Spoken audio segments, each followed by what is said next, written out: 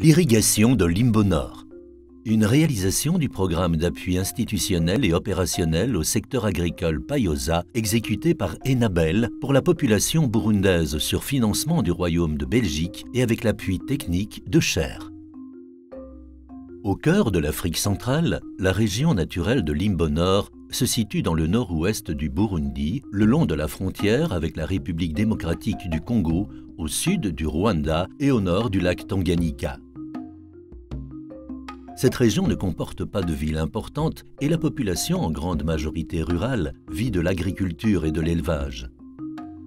La plaine de Limbo bénéficie de ressources en eau abondantes et de sols fertiles, mis en valeur par la construction de réseaux d'irrigation il y a plusieurs décennies. Comment fonctionne le réseau d'irrigation? Un seuil de dérivation en rivière alimente de manière gravitaire un canal primaire qui dessert plusieurs blocs d'irrigation dans lesquels l'eau est distribuée à partir de canaux dits secondaires, tertiaires et enfin quaternaires afin de couvrir le plus largement possible toute la zone à irriguer. Enfin, le surplus éventuel d'eau est collecté via un drain afin d'être rejeté dans les cours d'eau en aval.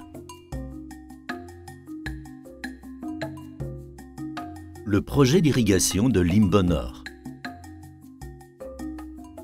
La topographie et l'hydrographie de Limbo ont orienté l'organisation de la zone en paysanat depuis les années 50 dans le but de favoriser les cultures vivrières et industrielles. Mais c'est seulement dans les années 70 que des réseaux d'irrigation ont été construits pour intensifier la mise en valeur dans les paysanats. En raison du déficit d'entretien et de la mauvaise gestion des réseaux consécutive à l'instabilité de la région pendant les années 90, ce potentiel était cependant fortement menacé à la fin des années 2000. Après sa réhabilitation en 2015, le projet d'irrigation de Limbo Nord bénéficie à environ 33 000 personnes sur les 200 000 recensées dans les communes bénéficiaires du projet.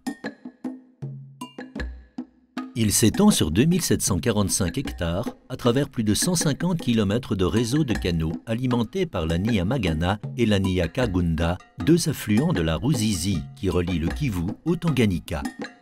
Outre les infrastructures d'irrigation et de drainage, ce projet a également permis la réhabilitation de près de 30 km de pistes d'accès ainsi que les infrastructures de traitement et de stockage des coopératives de mise en valeur pour un montant total des travaux d'environ 10 millions d'euros. Les travaux sur les périmètres irrigués ont pris fin en mai 2020, mettant à disposition de la population un système d'irrigation fonctionnel sur la totalité des superficies irrigables. L'impact des aménagements sur l'augmentation du potentiel productif agricole est indéniable. Les superficies mises en riziculture sont passées de 37% à 53% en saison des pluies et les analyses préliminaires indiquent que la production brute à l'hectare, estimée à 4 000 € avant aménagement, a progressé de plus de 50%.